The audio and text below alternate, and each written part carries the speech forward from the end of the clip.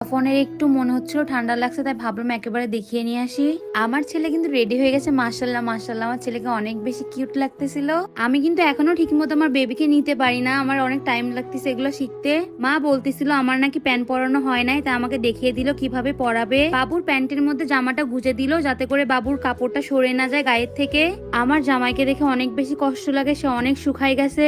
আজকে সাথে কুমকুমার আব্বু যাচ্ছে। অসুস্থ থাকলেই বোঝা যায় সুস্থতা আল্লাহ দেওয়া কত বড় নিয়ামত। নাদিম আমাদের বাসার খুশি, আমাদের বাসার সুখ, সবকিছুই সে।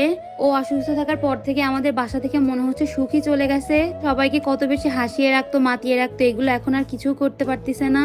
অনেক বেশি কষ্ট লাগে। জানি না আমার জামাইটা কবে ঠিক হবে। ডক্টর বলছে নাকি 1 মাস লাগবে ঠিক হতে। মেডিকেল গুলো এমন কেন, লিফটে আসতে আসতেই সময় চলে যায়। তাই আমরা সিঁড়ি দিয়ে উপরে উঠতেছিলাম। এগুলো একটু ঠিক করা উচিত, কারণ লিফটে আসতে অনেক বেশি লেট হয়। এই বিষয়টা অনেক বেশি বাজে লাগে সবারই। জানি না আদৌ কখন এই লিফটের ঝামেলাটা ঠিক হবে কিনা। নাদিমের কিন্তু হাঁটতে কষ্ট হচ্ছিল, তো কিছুই করার নাই। লিফট আসতে অনেক দেরি হচ্ছিল, তাই জন্য আমরা সিঁড়িতে উপরে উঠে এসেছি। প্রথমে বাবুর সিরিয়াল নিয়ে তারপর নাদিমের সিরিয়াল নিলাম। দুইটা অনেক লেট হবে দেখাইতে।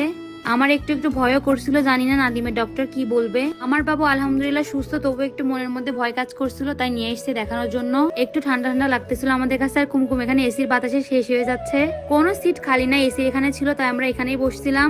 এদিকে বাপ ছেলে মজার মুহূর্ত পার করতেছিল। আমি আজ একটা জিনিস খেয়াল করলাম, নাদিম কিন্তু প্রচুর অসুস্থ, তবুও তার ছেলের জন্য এটা লাগবে ওটা লাগবে, এটা করো ওইটা করো এগুলা বলতেছিল এবং আঁকড়ে ধরেছিল বুকের মধ্যে। এই জিনিসটা আলহামদুলিল্লাহ আমার অনেক ভালো জামাইয়ের।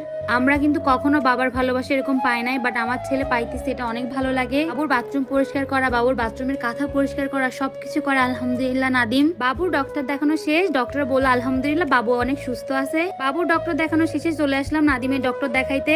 ডক্টর নাদিমকে নিয়ে গেছে চেক আপের জন্য, সবকিছু ঠিক আছে কিনা, কারণ এত বড় একটা অপারেশন হইলো ওর ডক্টরও বললো আলহামদুলিল্লাহ ও ঠিক আছে, 1 মাস টাইম লাগবে সুস্থ হইতে। এখন এখান থেকে ওষুধ নিচ্ছিল নাদিম। আজকে আমার জামাইয়ের উপর দিয়ে অনেক বেশি ধকল গেছে, কারণ সিঁড়ি থেকে বারবার উপরে যাচ্ছিল নিচে আসছিল। আমরা যখনই মেডিকেলে আসি তখনই সবাই জিজ্ঞাসা করে কুমকুম কোথায়। আজকে কিন্তু কুমকুমকে নিয়ে গেছি। আমার ননদ কিন্তু এমনি এমনি আসে নাই, সে এসছে কেন জানেন?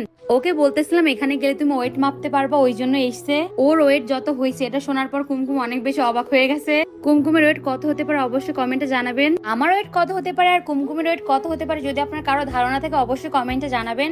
আমি নেক্সট ভিডিওতে বলে দিব। আর এমনিতে আমি অনেক বেশি শুকাই গেছি, বেবি হওয়ার পর কিন্তু আমি অনেক বেশি শুকাই গেছি। আর আজকের ভিডিওটা এখানে শেষ করতেছি।